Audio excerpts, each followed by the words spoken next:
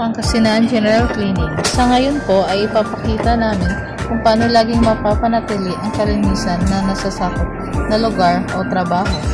Pinapakita namin dito sa una ay yung malinis at maayos na workplace ng mga nakaraang paglilinis namin. At lagi namin sigurado na masusustain daily. Siguraduhin lamang natin na yung mga naka-assign na area sa atin ay lagi nating natatanggalan ng alikabok, kagaya dito po sa embro area, at laging nasusort yung mga kagamitan dahil araw-araw din itong nagagamit at nagugulo. Pagkatapos gamitin ang mga bagay, ang mga pendings ay linisin at ilagay sa tamang lagayan.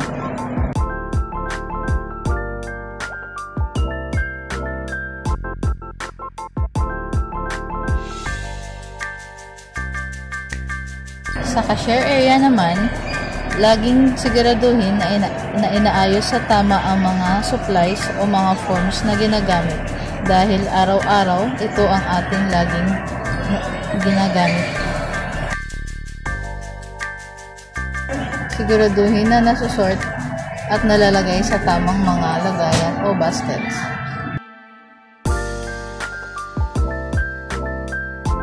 Sa graphic area na laging nagagamit sa pang-araw-araw natin, siguraduhin na laging natatanggalan ng alikabok, lalong-lalo na po yung mga machine para iwas damage.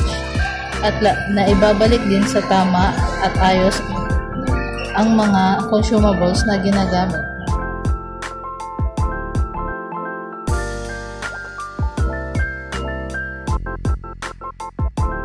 Siguraduhin na nasa order po ang lahat. May mga labels para hindi na po mahirapang maghanap kung ano po yung mga kailangan kunin.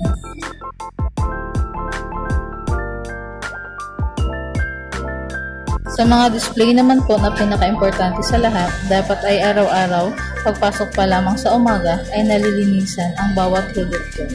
Dahil ito ang laging nakikita at nahahawakan ng ating mga customer. Panatilihin ang presentableng display upang mas makakapag-engganyo pa ng mga taong bibili dito.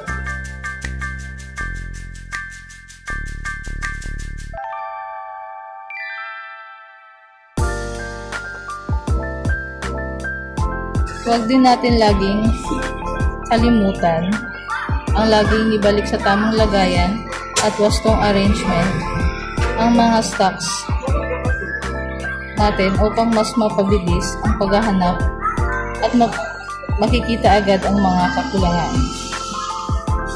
Ang pananatili ng malinis na kapaligiran ay nagbubunga ng magandang pagsasama at produktibong paggawa.